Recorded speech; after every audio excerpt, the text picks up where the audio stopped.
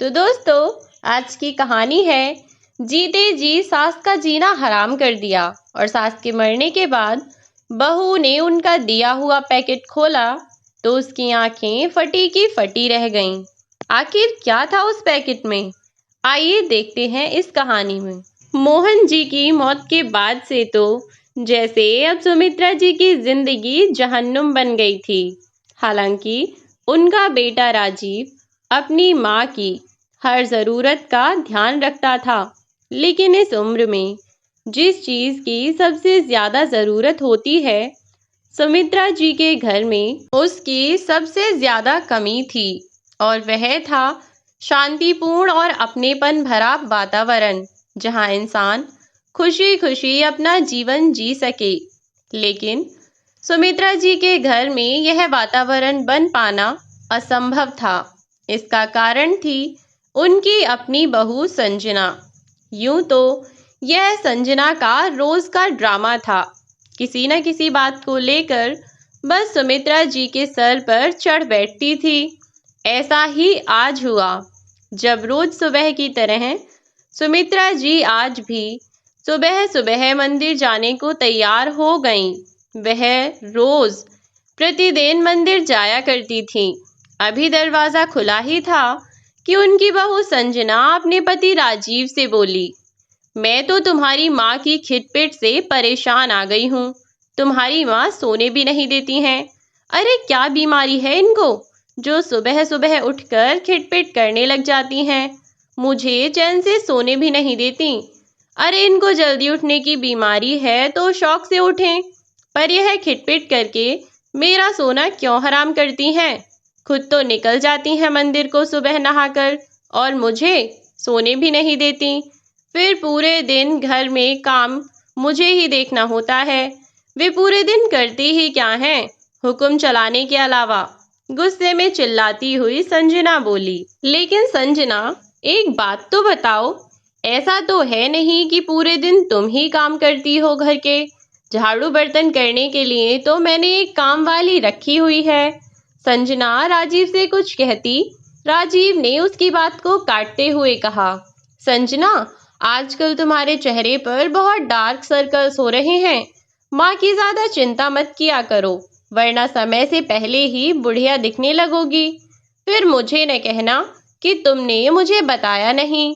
राजीव ने झूठ मूठ ही बात को घुमाते हुए कहा, डार्क सर्कल्स और मेरे? सच्ची में क्या राजीव, तुम सच्ची कह रहे हो? संजना भागी भागी शीशे के सामने गई और अपना चेहरा शीशे में देखती हुई राजीव से बोली, कहाँ हो रहे हैं डार्क सर्कल्स? ओह, तो अपनी माँ की वजह से मुझसे झूठ बोला जा रहा है। झूठ नहीं, सच बोल रहा हूँ। अगर माँ के पीछे ज्यादा पड़ोगी तो ज्यादा जल्दी बूढ़ी हो जाओगी। अब भी समय है, सुधर जाओ और माँ को समझो, वरना कल को तुम्हें बहुत पछतावा होगा। कहता हुआ राजीव अपने कमरे से बाहर चला गया। गुस्से में नाक चिढ़ाते हुए संजना बोली, मुझे उनकी कमी कभी भी महसूस नहीं होने वाली। राजीव, तुम्हारी गलतफहमी है ये।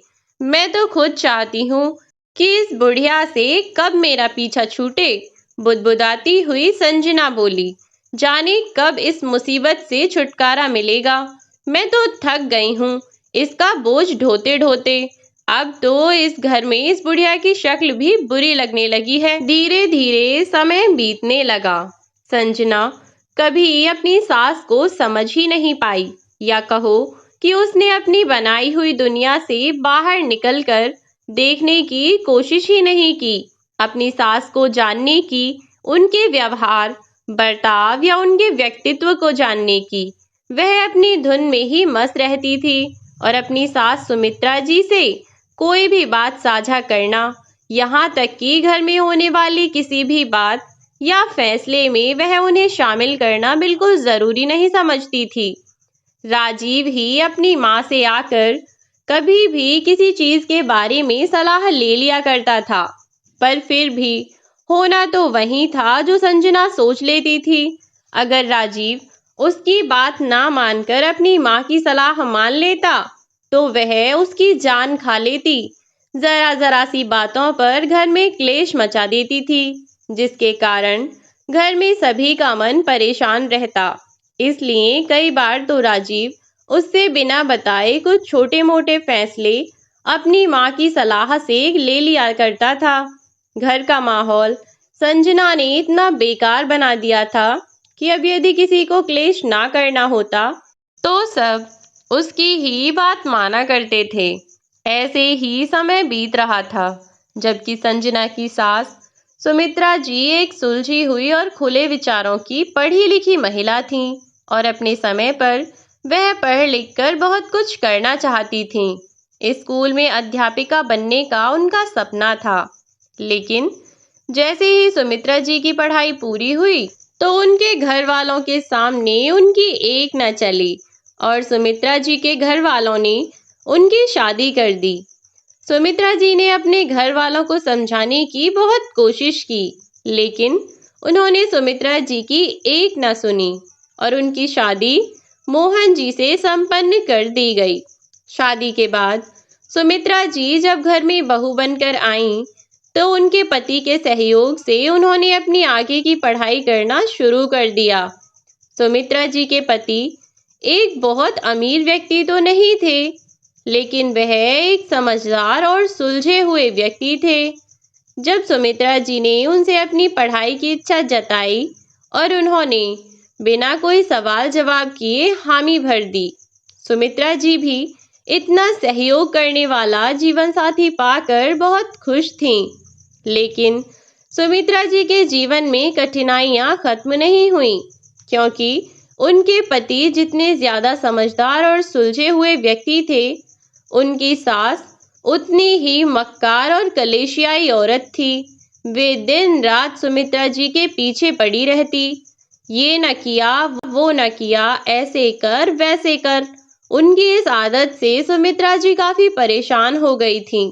बेचारी घर में इतने सपने लिए बहू बनकर आई थीं। पहले सुमित्रा जी को लगा कि शायद पुराने जमाने की हैं, इसलिए मेरा लेट तक सोना इनको भाता नहीं होगा, तो बेचारी सुमित्रा जी ने सुबह जल्दी उठना शुरू कर दिया ताकि उनकी सास को गुस्सा ना आया करे। लेकिन सुमित्रा जी की सास ने तो जैसे सोच ही रखा था कि कलेश मचाना ही है। उनको सुमित्रा जी का पढ़ना लिखना बिल्कुल न भाया, तो उन्होंने उनकी पढ़ाई भी छुड़वा दी। घर में कलेश ना हो इसीलिए बेचारी सुमित्रा जी ने भी अपनी पढ़ाई छोड़ दी और घर गृहस्थी के कामों में उलझकर ही रह गईं। उनका अध्यापिका बनने का सपना भी धरा का धरा रह गया, पर फिर भी उन्होंने उफ तक न की और चुपचाप सब कुछ सहती रहीं। हालांकि उनकी पढ़ाई छूट जाने का दर्द उन्हें हुआ तो सही, लेकिन उनसे ज्यादा तकलीफ उनके पति मोहन जी को हुई। यहाँ तक कि उन्होंने तो सुमित्रा जी से कहा भी था कि वह अपनी पढ़ाई न छोड़ें, जो भी होगा देखा जाएगा। लेकिन फिर सुमित्रा जी ये अच्छे से जानती थीं कि मोहन जी के अलावा उनकी सास और ससुर जी का कोई और सहारा भी तो नहीं है। अगर उन्होंने पढ़ाई जारी रखी तो उनकी सास को ये बात रास ना आएगी और फालतू में घर में कलेश होगा। इसलिए उन्होंने पढ़ाई छोड़ना ही उचित समझा, लेकिन फिर भी उनकी सास को चैन ना आता।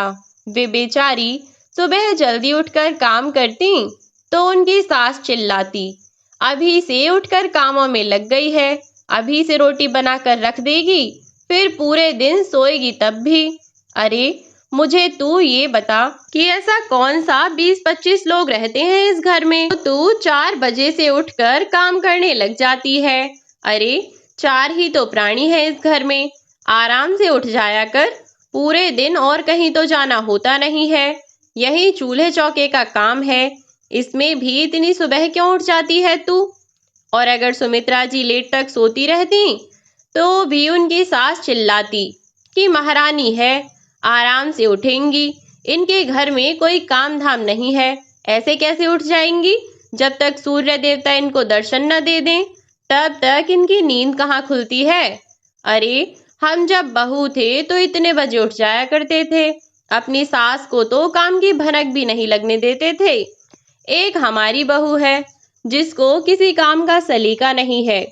सुमित्रा जी की सास हर समय बस चिल्लाती ही रहती थी। जरा जरा सी बात पर सुनाना उनको भाता था। मोहन जी अपनी माँ के इस बर्ताव से बहुत दुखी रहते और अगर बेचारे गलती से कभी सुमित्रा जी की तरफदारी में कुछ कह देते तो उनकी माँ के ताने और भाषण शुरू हो जाते कि कल की आई बहू के लिए माँ से जुबान लड़ाई जा रही है। मेरा बेटा मेरा रहा ही नहीं, बहू ने उस पर जादू कर दिया है। हे भगवान, ये दिन देखने के लिए मैंने इतने कष्ट सहे कि मेरा बेटा अपनी बीवी के आने पर ऐसे करेगा। इस दिन को देखने से पहले मैं मर क्यों नहीं गई। ऐसी ही और 50 बातें सुमित्रा जी को सुनने को मिल जाती थीं। बेचारी सुमित्रा जी इतनी पढ़ी लिखी होने के बावजूद अपनी सास के इस अत्याचार के लिए कभी उनसे कुछ न कहती। खैर, धीरे धीरे समय बीता और सुमित्रा जी के घर में एक बेटा और एक बेटी का जन्म हुआ। उनमें से बेटे का नाम उन्होंने बड़े प्यार से राजीव और बेटी का नाम मीना रखा। अपने दोनों बच्चों की पढ़ाई सुमित्रा जी ने अच्छे स्कूलों से कराई, लेकिन जब राजीव बड़ा हुआ तो उसको हॉस्टल भेज दिया गया और मीना अपनी माँ को अकेले छोड़कर कहीं जाना नहीं चाहती थी, तो उसको शहर के ही बड़े कॉलेज में पढ़ाया गया। कॉलेज में पढ़ते समय मीना को एक लड़का पसंद आ गया, तो दोनों बच्चों के घर वालों ने मिलकर उनकी शादी करा दी। अब बेटी की शादी के बाद सुमित्रा जी बिल्कुल अकेली हो गई थीं। कुछ समय बाद सुमित्रा जी की सास का देहांत हो गया। उन्होंने इतना सब सहने के बाद भी कभी अपनी सास की सेवा में कोई कमी नहीं की। अब राजीव कॉलेज में आ गया था और कॉलेज से ही उसका प्लेसमेंट एक अच्छी कंपनी में हो गया था। सब कुछ बहुत अच्छा चल रहा था। उधर मीना अपने ससुराल में बहुत खुश थी और अपनी बेटी को खुश देखकर सुमित्रा जी और मोहन जी भी बहुत खुश थे। लेकिन मीना की शादी और अब सास के देहांत के बाद सुमित्रा जी बहुत अकेली हो गई थीं। जब तक सास जिंदा थी तो उनकी किटपिट ही सही, कम से कम कुछ तो था। लेकिन सुमित्रा जी मन ही मन एक बात सोच चुकी थीं कि जब वे राजीव की शादी करके बहू को अपने घर लेकर आएंगी तो अपनी बहू को अपनी बेटी बनाकर रखेंगी, उसकी छोटी बड़ी हर ज़रूरत का ध्यान रखेंगी, कभी भी उसको कोई कमी नहीं होने देंगी, हमेशा उसका ध्यान रखेंगी, बिल्कुल अपनी बेटी की तरह वे अपनी बहू के साथ भी रहेंगी। वे हमेशा यही सोचती और कहती, मैं कभी भी अपनी बहू के साथ ऐसा बर्ताव नहीं करूंगी जैसा मेरी सास ने मेरे साथ व्यवहार किया है। अब ये समय भी आ गया और सुमित्रा जी बहुत सारे सपने अपनी आंखों में संजोए अपनी बहू को अपने घर लाईं।